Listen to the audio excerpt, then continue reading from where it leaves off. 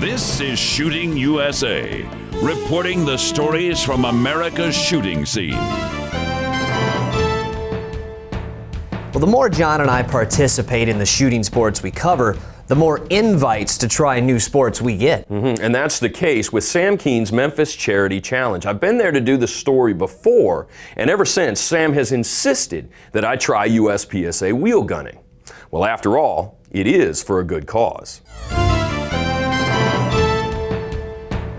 The Memphis Charity Challenge benefits the Bonheur Children's Hospital in Memphis, and I've come and done a story on this year prior, and this, I believe, is the third year of this match, and this time we wanted to continue to keep this out and in front of the audience, but we wanted to do it in a different way, and that was to participate. You know, just the other day you watched me shoot the IRC for the first time. I thought you did really well. Yeah. Is that weighing on your mind at all? Yeah, actually, you know, I'm going to consider that an advantage. The fact that you've been to the International Revolver Championship. Yeah, that was a good place to start. Well, got to start somewhere. That's right. I'm not cold with a revolver. There was a lot of learning at IRC, and revolver's such a different game, and I learned that then, so that's really a lot of confidence for me going in to shoot this match. Yeah, this should be fun. I'm excited. I think this is going to be cool. Been practicing? Not really. That would be out of character.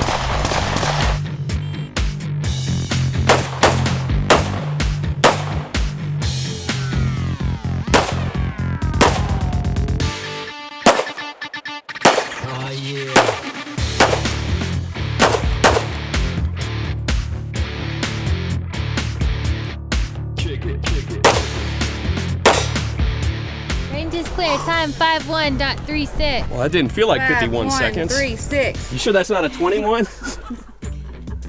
We have some wood splinterage. I saw that, and then I looked at the target. It flying. You still put one through him. I don't know if that's going to count or not. It's going to be up to Elizabeth. But we had a splinter issue. I got a Delta mic. Everything went reasonably well. I felt like it was going to be quicker than it was. I was surprised to hear 50 seconds, whatever it was, 51 seconds. That was humbling, to say the least.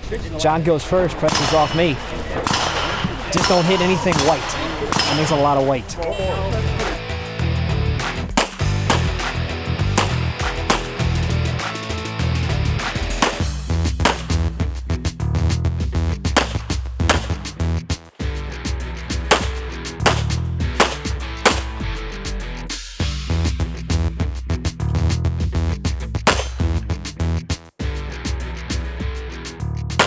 You know, everything was fine. The mics, though, the no-shoots were just a killer.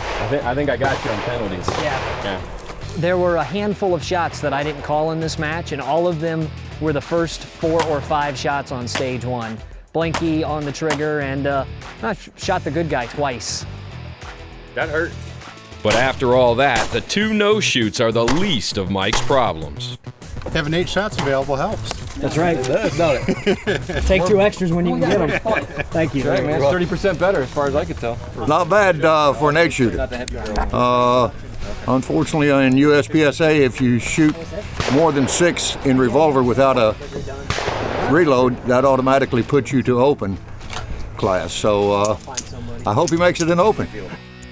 Open division or not, Mike is handing me my hat in this match. Watch him make time on me on this stage. He is noticeably quicker on his feet. But the Polish plate rack still looms in our future. A spinning plate rack that makes a Texas star look like child's play. And this is what it's supposed to look like. Matt Griffin makes it look easy. Well, admittedly, I stacked that deck a little bit because I knew, number 1, that they would run a Polish plate rack in this match. And number 2, I went ahead and put our names on the score sheets and handed them over to the RO and said, yeah, you know, just put Mike in wherever. I had no idea what a Polish plate rack does until I engaged it and hit the popper and ran around the corner, and I'm just seeing, ironically, I hit the first one. That is a really unique challenge that you don't see at any other USPSA match, at least that I've been to. And It's challenging. It's every bit as hard as a Texas Star, and multiplied by the fact that if you get out of cadence on that thing, it goes all cattywampus. Golly.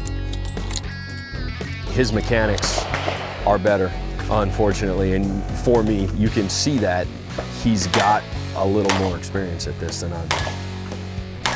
He beat me by 40 seconds on that stage. So he's clearly the Revolver champion here. And you know what? You can have it. Humbling to say the least. But still a great time and a great cause. Well, the proceeds from this weekend pushed Sam's total donation for the history of the match to well over $20,000. That's very significant. Next today, John and I head to the field to show you our equipment and get a little more time to work on our reloads. Now we're sighting in with Shooting USA. The guns, the gear, and the information to get you on target.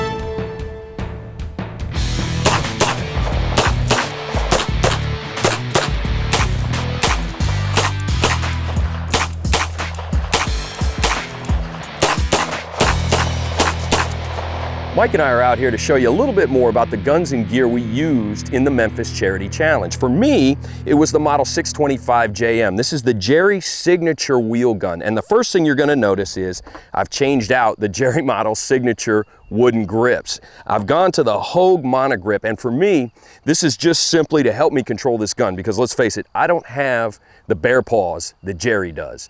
But with this monogrip on here, it really tames the gun down and makes it fun to shoot.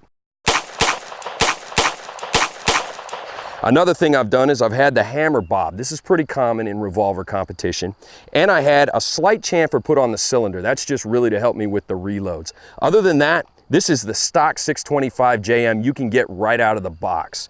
It's got an adjustable rear sight and a gold dot front sight, and this combination works well in just about any condition, indoors or out. The 625 is a heavy gun, just over 40 ounces empty, and that's important because it's a 45 ACP, so that weight is going to help with some of that felt recoil. Another thing that I like, the stainless steel finish on this gun. It stands up to the elements and it looks great. One thing that I've grown to love is the wide body serrated speed trigger. This is something that Jerry was very specific about on this gun when he was speccing it out before the signature model.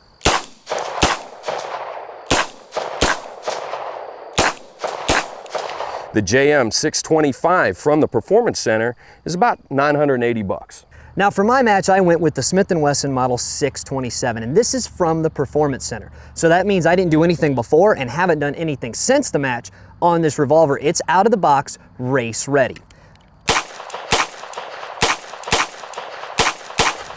8 shots, 357 Magnum, or my choice 38 Special, a lot easier on the recoil.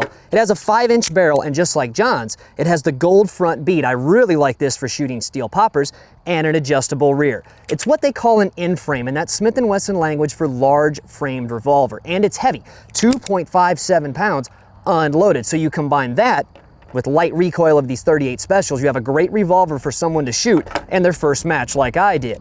The cylinder release is robust and easy to get to, saving you time on your reloads.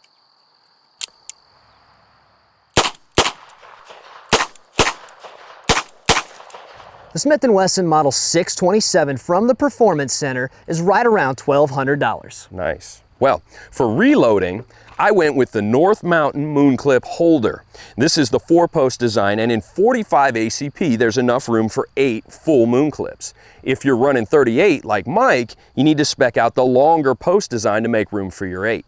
Everything about this is purpose built. It's easy on, easy off with this simple clip system, and it works with any belt. The moon clips are held in place by spring tension that's built into the design.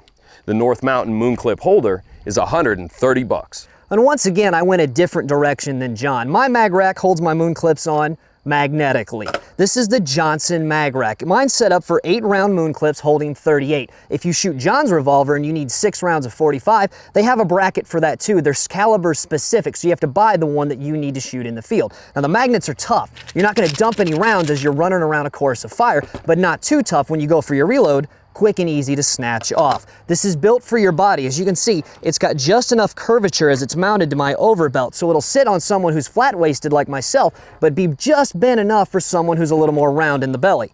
The Johnson Mag Rack is $150. Between John and I, we have 16 fully loaded moon clips around our waist on a match. Now that could be a lot of pushing with your thumb and pulling with pliers. Well, it could be, but thankfully we found the BMT Mooner tool.